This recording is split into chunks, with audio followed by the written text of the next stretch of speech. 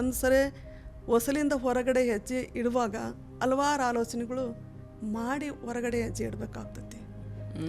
ಇದು ಮನಸ್ಸಿನ ಹೋರಾಟ. ಮನಸ್ಸಿನ ಹೋರಾಟ. ಯಾರೇನಂತಾರ, ಯಾರೇನು ಇಲ್ಲ, ಒಪ್ತಾರೋ ಇಲ್ಲ, ಇದು ಹೆಂಗೆ ಬರ್ತತೋ ಏನೋ ಗೊತ್ತಿಲ್ಲ. ಸಮಾಜದಲ್ಲಿ ಯಾವ ರೀತಿಯಲ್ಲಿ ನಮ್ಮನ್ನು ನೋಡುವಂಥ ಕಣ್ಣೋಟಗಳು ಹೆಂಗಿರ್ತಾವೆ, ಇದನ್ನೆಲ್ಲದೂ ಕೂಡ ಟೀಕೆಗಳು ಬರ್ತಾವೆ, ಅಪಮಾನಗಳು ಬರ್ತಾವೆ, ಅವಮಾನ ಮಾಡ್ತಿರ್ತಾರೆ.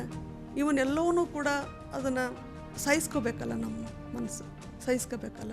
ಅದನ್ನು ಸಹಿಸ್ಕೊಳ್ದೇ ಇದ್ದರೆ ನಾವು ಒಂದು ದೊಡ್ಡ ವಿಷಯಕ್ಕೆ ಕೈ ಹಾಕಿದ್ದೀವಿ, ಅದನ್ನು ನಾವು ಮುಟ್ಟಕ್ಕಾಗಲ್ಲ. ಅಪಮಾನಗಳು, ಅವಮಾನಗಳು ಇವನ್ನು ನಾವು ಸಹಿಸ್ಕೋಬೇಕು.